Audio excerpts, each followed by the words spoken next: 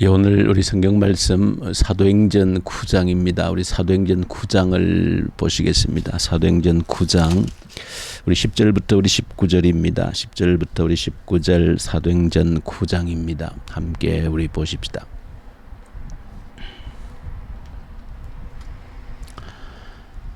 사도행전 우리 9장 우리 10절부터 우리 19절을 함께 우리 보십시다.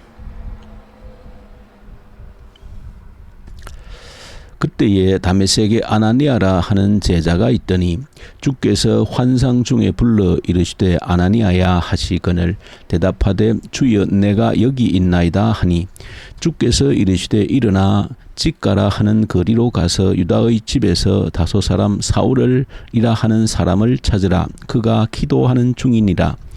그가 아나니아라 하는 사람이 들어와서 자기에게 안수하여 다시 보게 하는 것을 보았느니라 하시거늘 아나니아가 대답하되 주여 이 사람에 대하여 내가 여러 사람에게 듣사온즉 그가 예루살렘에서 주의 성도에게 적지 않은 해를 끼쳤다 하더니 여기서도 주의 이름을 부르는 모든 사람을 결박할 권한을 대제사장들에게서 받았나이다 하거늘 주께서 이르시되 가라. 이 사람은 내 이름을 이방인과 임금들과 이스라엘 자손들에게 전하기 위하여 택한 나의 그릇이라. 그가 내 이름을 위하여 얼마나 고난을 받아야 할 것을 내가 그에게 보이리라 하시니 아나니아가 떠나 그 집에 들어가서 그에게 안수하여 이르되 형제 사울아 주 곧 내게 오는 길에서 나타나셨던 예수께서 나를 보내어 너로 다시 보게 하시고 성령으로 충만하게 하신다 하니 즉시 사울의 눈에서 비늘 같은 것이 벗어져 다시 보게 된지라. 일어나 세례를 받고 음식을 먹음에 강건하여 지니라. 아멘. 오늘 사도행전 9장은 이제 사도행전의 주역이라 할 수 있는 바울, 그의 옛 이름인 사울이 이제 등장하는 그 성경이 지금 우리 오늘 읽은 사도행전 우리 9장에 있는 내용입니다. 오늘 사도행전 9장에서 이제 사울이 이제 주님을 첫 만나는 이런 장면을 통해서 특별히 여러분들이 한번 이 새벽에 주목하고자 하는 것은 하나님께서 일하시는 방법에 대해서 우리가 한번 주목하고, 왜냐하면 이 바울을 통해서 또 하나님께서 이렇게 일하셨던 그런 방법은 여전히 또 지금 우리에게 또 우리의 일상 신앙 생활에서 하나님께서 여전히 일하시는 동일한 방법들이기 때문에 하나님께서 일하시는 이런 방법에 대해서 우리가 정확한 이해가 없으면 때로는 혼란 속에 또 휩싸이기도 하고 또 미혹을 받아서 우리 신앙생활에 어려움이나 또 어지러움을 만드는 그런 일들이 종종 있습니다. 그래서 본문을 통해서 하나님께서 일하시는 방법에 대한 정확한 이해가 저와 여러분들에게 필요한 줄로 믿습니다. 오늘 이제 보시면 이 바울, 물론 우리 성경에서 아직은 이름이 이제 사울이라 이렇게 이제 바뀌기 전이기 때문에 등장합니다만은 우리에게 익숙한 이름은 이제 바뀌어진 이름 바울이기 때문에 제가 그냥 우리의 편의를 위해서 바울이라는 이름으로 그대로 사용하도록 그렇게 하겠습니다. 이제 이 바울이 이제 처음 주님을 만나게 되어지는 그런 이제 장면에서 다메섹으로 가다가 이제 갑자기 하늘에서 강한 빛이 비추면서 주님께서 직접 나타나셔서 이제 사울아 사울아 너가 왜 나를 핍박하느냐 했을 때 주님 누구십니까 했고 나는 너가 핍박하는 예수다 이렇게 하면서 그 현장에서 주님을 직접 만나게 되어지는 이 바울의 그런 모습을 보여줍니다. 자, 어쨌든 여러 가지 우리가 생각해야 될 중요한 주제들이 많은 그런 장인데 이 새벽에 여러 가지를 다 우리가 생각할 수는 없고 이제 그렇게 만나고 이제 성으로 들어가서 이제 그 사흘 동안 앞을 보지 못하고 또 음식을 먹지 못하는 가운데 있게 되어집니다. 이럴 때 이제 하나님께서 일을 하시는데 하나님의 그 일하시는 방법이 정확하게 이제 기록이 되어져 있습니다. 하나님께서는 이제 일을 하시기 위해서 먼저 바울을 만나셨고 이제 바울은 사흘 동안 앞을 보지 못하고 또 음식도 먹지 못한 채 기도하는 가운데에 이제 하나님이 또다시 일을 하시는데 아나니아라고 하는 사람을 주님께서 찾아가셨다. 그렇게 성경이 기록하고 있습니다. 그래서 주님께서는 아나니아라고 하는 사람을 찾아가서 또 그에게 환상 중에 나타나셔서 말씀하시는 겁니다. 아나니아야 하고 부르시면서 너가 지금 저 장소 정확히 이제 직가라고 하는 그 거리로 가서 그리고 그다음에 유다의 집으로 가서 거기에서 다소 사람 사울을 찾으라 그렇게 말합니다. 주님께서 아나니아에게 나타나셔서 말씀하신 내용입니다. 직가라는 거리로 가서 거기에서 유다의 집을 찾아서 거기에서 다소 사람 사울이라고 하는 그 사람을 찾으라는 겁니다.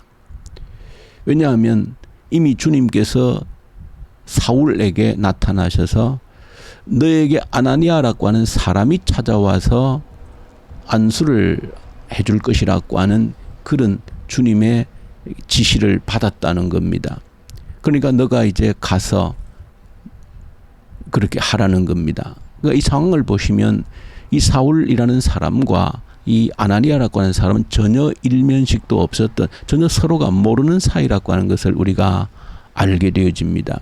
전혀 모르는 사이인데 누가 주님께서 직접 바울에게 찾아오셨고 그리고 또 아나니아에게 직접 찾아오셔서 두 사람을 만나게 하는 일을 직접 하고 계시는 그 모습을 우리에게 정확하게 보여주고 있습니다. 이것이 바로 주님께서 일을 하시는 중요한 방법이 어떤 것인가를 보여줍니다.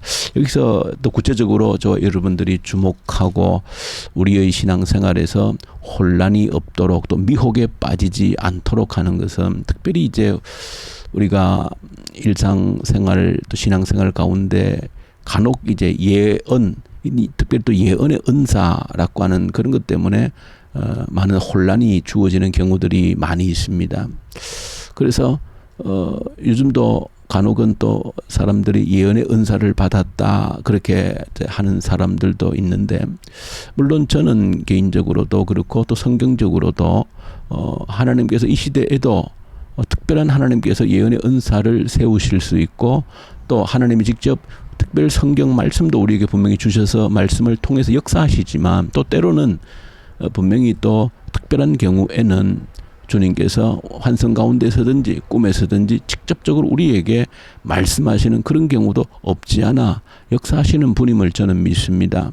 그러나 거기에서는 분명히 오늘 사도행전에 기록하고 있는 것처럼 주님이 하시는 일에 있어서 한 가지 중요한 특징이 있다는 것을 여러분들이 기억하고 그렇지 않을 때는 여러분들이 그것은 미혹하는 일일 수 있고 주님이 하시는 일이 아닌 일이 있을 수 있다는 것을 기억하셔야 된다. 한 가지 중요한 특징이 뭐냐라고 할 때 오늘 본문에서 주님이 일하시는 그 방법의 특징은 정확성이라고 하는 것입니다. 우리 하나님은 정확한 분이십니다. 하나님이 일을 하실 때에 두리뭉실하게 흐릿하게 그렇게 일하시지 않는 겁니다.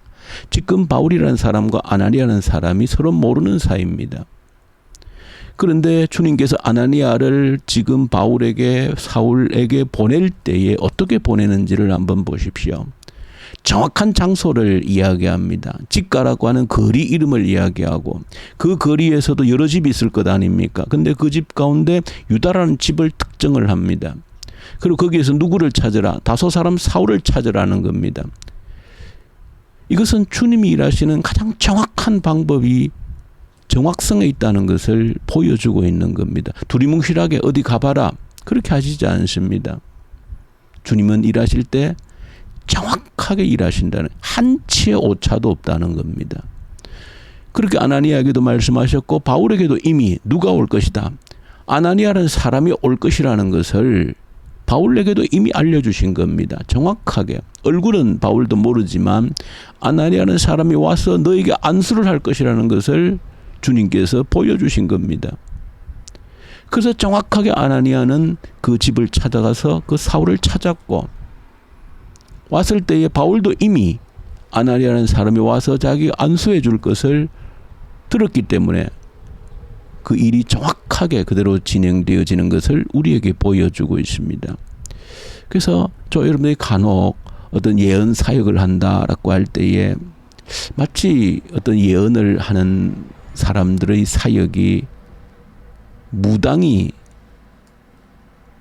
어떤 미래를 예언하는 것을 보면 두리뭉실하죠. 정확성이 없습니다. 아마 여러분들 과거에 무당을 찾아가서 어떻게 얘기를 들어보신 분들은 아실 겁니다. 어떻게 하라. 올해는 뭐 물을 조심하라. 뭘 조심하라. 어디를 가지 마라. 두리뭉실합니다. 정확하게 어디에서 언제 어디에서 어떻게 이 정확성이 없습니다. 왜? 무당도 그냥 실제로 신내림이 있는 무당이라 할지라도 우리가 알아야 되는 것은 그 무당도 미래는 모릅니다. 귀신도 미래를 모르기 때문에 그렇습니다. 그저 통계적으로 사람을 속일 뿐입니다. 그래서 무당을 통해서 귀신이 하는 예언도 그 특징은 두리뭉실한 것, 정확성이 없습니다. 그것이 무당이 하는 예언의 특징입니다. 그런데 소위 교회에서도 예언의 사역을 한다 하면서 이렇게 마치 무당이 예언을 하듯이 두리뭉실하게 하는 그런 예언들이 있습니다. 그건 성경을 볼 때 옳지 않은 겁니다. 하나님이 하시는 일이 아니라는 겁니다. 그래서 저 여러분들 이런 분별력을 가지고 있어야 되는 겁니다. 하나님이 특별하게 일하실 수 있지만 정말로 하나님께서 개입하셔서 일을 하실 때에는 정확하다는 것입니다. 내일 읽게 될 사도행전 10장을 보십시오. 거기에서도 똑같이 등장합니다. 누구를? 베드로와 고넬료라고 한 사람을 성령께서 연결하실 때에 한 치의 오차도 없습니다. 먼 거리에 서로 얼굴도 모르는 사이였지만 서로 만나게 하시는데 한 치의 오차도 없이 정확하게 분명하게 만나게 하시는 하나님의 일하시는 방법을 보여주는 겁니다. 오늘 사울과 아나니아가 만남에 있어서도 하나님께서는 한 치의 오차도 없게 정확하게 만나게 하시는 이것이 하나님의 일이라고 하는 것을 저와 여러분들이 기억하셔야 됩니다. 그리고 한 가지 두 번째 저와 여러분들이 간혹 우리 또 성도님들 가운데서 실수를 저는 할 때가 있는데 저는 그런 말은 좀 조심해야 된다라고 생각합니다. 흔히 이제 주님이 내게 이렇게 말씀하셨다 이렇게 우리가 말을 간혹 할 때가 있습니다. 그런데 그런 말은 굉장히 조심을 하셔야 됩니다. 주님이 내게 이렇게 말씀하셨다 단정적으로 말하는 것은 굉장히 위험한 일입니다. 우리가 그럴 땐 마음에 하나님이 내게 이런 감동을 주셨다 하는 것이 제가 볼 때는 가장 적절한 표현입니다. 굳이 말을 해야 된다면 하나님이 내 마음속에 이런 감동을 주셨습니다. 그 정확한 표현이지 하나님이 내게 이렇게 말씀하셨다 라고 하는 것은 그것은 굉장히 성경적으로 볼 때 옳지 않는 표현이다. 왜냐하면 정확성은 없는 겁니다. 그저 하나님께서 내게 이런 감동을 주셨습니다 하는 것이 우리가 표현할 수 있는 최상의 표현이다. 그래서 저 여러분들이 하나님께서 일하시는 이런 방법에 대해서 민감하게 이렇게 정확히 알고 있어야 된다. 그렇지 않으면 미혹하는 일들에 미혹이 될 수 있다는 것을 저와 여러분들이 아셔야 됩니다. 그래서 오늘날도 예언의 일이라고 하는 것이 잘못되게 활용되어져서 마치 귀신이 무당이 예언을 하는 것처럼 두리뭉실하게 그렇게 하는 것은 누가 여러분들에게 예언을 해준다면 두리뭉실한 것은 가짜입니다. 정말로 하나님이 여러분들 미래를 위해서 예언하셨다면 정확해야 됩니다. 언제 어디에서 어떻게 누구와 어떻게 어떤 일이 일어나는지 정확히 할 수 있어요. 그게 하나님이 하시는 예언인 겁니다. 그래서 이런 미혹된 일에 저 여러분들 신앙생활에서 흔들려서는 안 된다. 주님이 하신 일은 이처럼 정확하다는 것을 정확하게 저 여러분들 아셔야 되고 이렇게 특별하게 하나님께서도 지금도 저는 일을 하실 수 있지만 그러나 오늘날 우리에게 하나님 일반적으로 우리와 함께 일하시는 방법은 말씀을 통해서 일하신다. 왜? 말씀은 정확한 것입니다. 1.1핵도 틀림이 없이 우리에게 정확한 말씀을 주신 겁니다. 그래서 주님은 우리를 신뢰하시는 겁니다. 무엇을 말씀에 따라서 우리가 결단하고 사는 것을 신뢰하시는 겁니다. 주님께서. 그러므로 저와 여러분들은 이 말씀에 기록되어져 있는 정확한 말씀을 가지고 우리에게 적용하는 것입니다. 이 말씀이 가장 정확한 것입니다. 여기에 따라서 우리의 삶을 옮겨 놓으면 되는 것입니다. 오늘도 사울에게 뭐라고 말씀하십니까? 이 사람은 내가 택한 나의 그릇이라는 겁니다. 유대인들과 이방인들과 왕들과 모든 사람들을 위해서 나의 그릇으로 쓸 것이라 그렇게 하신 겁니다. 예를 들면 이런 말씀을 이제 저와 여러분 정확히 받아서 내 삶에 그대로 적용하면 되는 것입니다. 하나님께서 나를 주님의 그릇으로 부르셨다는 겁니다.